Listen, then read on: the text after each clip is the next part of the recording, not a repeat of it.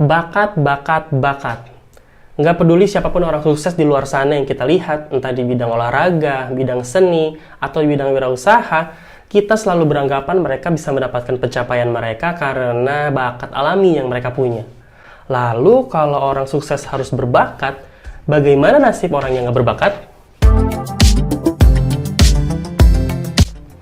Ternyata nggak cuma kita yang berpikiran kayak gitu, guys. Sebuah survei dilakukan di Amerika sana kepada banyak orang, bahkan kepada yang ahli.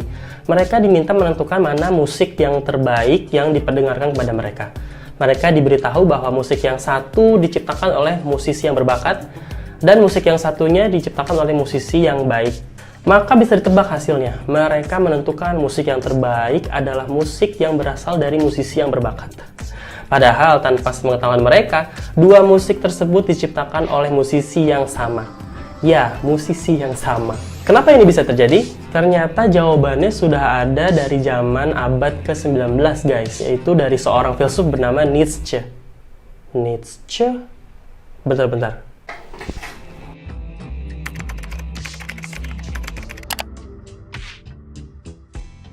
Friedrich Nietzsche.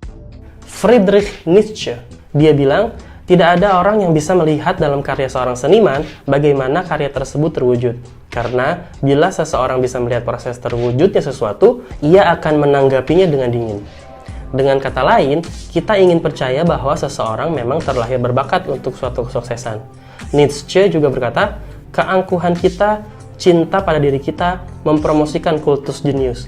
Karena bila kita berpikir bahwa kejeniusan adalah keajaiban, kita tidak wajib membandingkan diri kita dan menemukan kekurangan dalam diri kita. Mengatakan seseorang istimewa berarti di sini kita tidak perlu bersaing. Dengan kata lain, memitoskan bakat alami menghindarkan kita dari keharusan untuk menghadapi tantangan, membuat kita bisa santai. Fakta di lapangan mengatakan sebaliknya. 1 dari 5 siswa Akademi Militer West Point Amerika meninggalkan akademi pada musim panas pertamanya. Data lain, 55% tenaga penjualan pada sebuah perusahaan meninggalkan perusahaan pada 6 bulan pertamanya. Data lain juga menyebutkan bahwa 80% dari mahasiswa program sarjana di Chicago Public School berhenti sebelum menyelesaikan studinya. Angela Duckworth dalam bukunya Grit menyebutkan bahwa bakat alami seseorang yang biasanya tercermin dari bagusnya hasil tes pada saat penerimaan awal sumber daya manusia di sebuah organisasi atau lembaga tidak menentukan apakah orang tersebut akan bertahan pada organisasi atau lembaga tersebut sampai akhir. Dari data orang-orang yang berhenti tersebut, ia menemukan bahwa ternyata baik orang yang berbakat ataupun tidak berbakat mempunyai potensi yang sama untuk sukses ataupun tidak sukses. Karena faktanya, orang yang berbakat pun pada akhirnya banyak yang berhenti juga. Setelah melakukan serangkaian riset psikologi, akhirnya Angela Duckworth juga menemukan bahwa pada orang-orang yang mampu bertahan di sebuah perusahaan atau orang-orang yang mampu menyelesaikan studi pada sebuah kampus, baik ia berbakat ataupun tidak apapun bidangnya, pada orang-orang yang sukses tersebut ditemukan bahwa mereka memiliki semacam tekad yang terwujud dalam dua cara, yaitu tegar dan bekerja keras, kemudian tahu secara mendalam apa yang mereka inginkan. Mereka memiliki tekad dan arah yang terbentuk dari upaya trial dan error dalam jangka waktu yang panjang yang lebih lama dari orang lain, sehingga membentuk kunci kesuksesan dari kombinasi antara passion dan kegigihan, atau dalam buku ini disebut dengan grit, yaitu ketabahan. Tapi jangan salah sangka, bukan berarti bakat atau potensi itu nggak penting.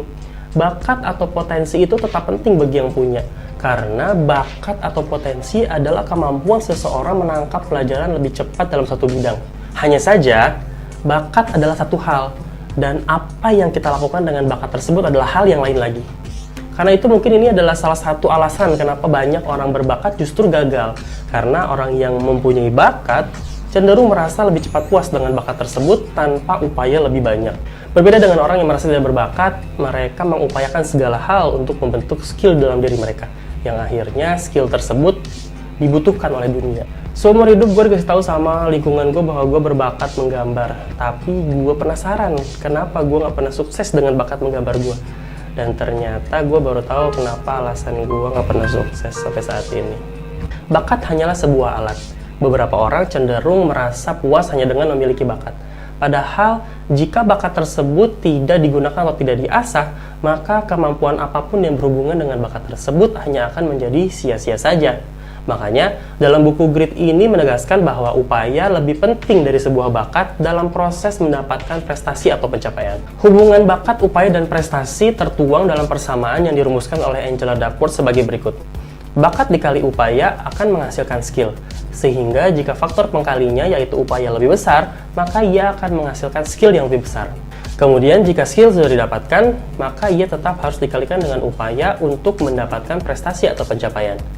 Sehingga, jika faktor pengkalinya yaitu upaya lebih besar, maka ia akan menghasilkan prestasi atau pencapaian yang lebih besar pula. Bakat atau skill tidak sama dengan prestasi. Beberapa orang menganggap bahwa jika mereka mendapatkan bakat atau skill, mereka menganggap sudah mendapatkan prestasi. Padahal, prestasi lebih daripada itu. Bakat atau skill hanyalah alat untuk mendapatkan sebuah prestasi. Dengan upaya, bakat akan berubah menjadi skill.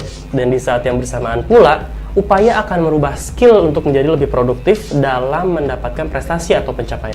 Grit atau ketabahan yang merupakan kunci kesuksesan seseorang tidak hanya digambarkan dengan upaya dengan intensitas yang besar, tapi lebih tepatnya adalah daya tahan seseorang dalam mengerjakan apa yang mereka tuju. Ketimbang besaran upaya, ia lebih tepat digambarkan sebagai upaya jangka panjang. Kalian tahu nggak sih, tidak ada yang namanya jalan pintas dalam meraih sebuah keunggulan. Mengembangkan keahlian, memikirkan solusi dari setiap permasalahan yang sulit itu membutuhkan waktu. Lebih lama dari apa yang dibayangkan oleh sebagian besar orang. Grit atau ketabahan adalah tentang mengerjakan apa yang benar-benar kita pedulikan, sehingga kita tetap bersedia setia pada hal tersebut. Bukan hanya jatuh cinta kepada apa yang kita kerjakan, tapi tetap mencintai apa yang kita kerjakan. Memang terdengar seperti obsesi, tapi memang kesuksesan itu lebih tepat disebut sebagai komitmen berkelanjutan. Selain upaya kegigihan dalam mencapai grit atau ketabahan, kita juga dianjurkan untuk mengejar passion atau minat. Hanya karena itu minat kita, bukan berarti kita mengejarnya dengan membabi buta dengan segala hal. Kita tetap harus menyusun falsafah hidup yang mengarah ke passion kita tersebut dengan menentukan langkah demi langkahnya. Dalam menentukan langkah-langkah tersebut, buku Grit ini mengajarkan kita untuk membuat apa yang disebut dengan hierarki cita-cita, yaitu dengan menentukan cita-cita level puncak, di mana cita-cita tersebut adalah hal yang kita lakukan karena bersifat personal bagi kita, secara batin membuat kita hidup dan bahagia. Kemudian menemukan cita-cita level menengah yang mendukung cita-cita level puncak. Setelah itu, menentukan cita-cita level rendah yang kita lakukan sehari-hari demi mendukung cita-cita level menengah tersebut. Gue kasih contoh, misalnya kalian mempunyai cita-cita level puncak yaitu menjadi fotografer profesional. Berarti kalian harus menentukan cita-cita level menengahnya yaitu mampu memahami teknik fotografi pertama. Kemudian mampu membuat video profesional. Kemudian kalian mungkin harus memiliki link atau kolega di bidang fotografi tersebut. Setelah itu kalian misalnya menentukan cita-cita level rendah yaitu dengan cara misalnya bangun pagi untuk belajar. Kemudian mungkin ikut komunitas agar mempunyai banyak link dan kolega, dan lain-lainnya. Kenyataannya adalah banyak orang yang menentukan cita-cita level puncaknya, namun lalai dengan menentukan cita-cita level menengah dan level rendahnya. Sehingga mereka mengalami fenomena yang disebut dengan fantasi positif, yaitu menghayalkan posisi puncak tanpa tahu langkah demi langkah untuk menuju ke sananya, terutama tanpa mempertimbangkan rintangan-rintangan yang akan mereka hadapi. Karena itu banyak orang yang gagal di tengah-tengah, karena pada akhirnya mereka tidak siap menghadapi resiko-resiko yang mereka temukan di tengah jalan. Selain dari yang gue bahas tadi dari buku Grit ini, masih ada lagi pembahasan-pembahasan lain yang sangat bagus menurut gue ya. Yaitu misalnya kalau kalian belum mempunyai minat atau passion, buku ini juga ngajarin kalian bagaimana caranya untuk mendapatkan passion. Lalu untuk melatihnya, bagaimana kalian bisa tabah dalam menjalani passion tersebut.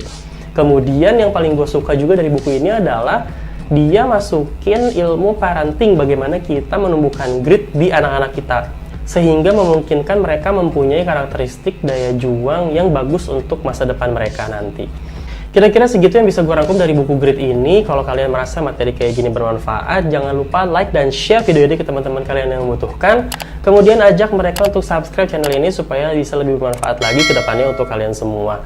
Kalau kalian butuh materi self-help atau self-improvement lainnya, kayak misalnya membentuk kebiasaan yang baik atau menemukan tujuan hidup kalian, kalian bisa masuk ke playlist yang ini ya. Gua Kang Sibro pamit, kita ketemu di video selanjutnya.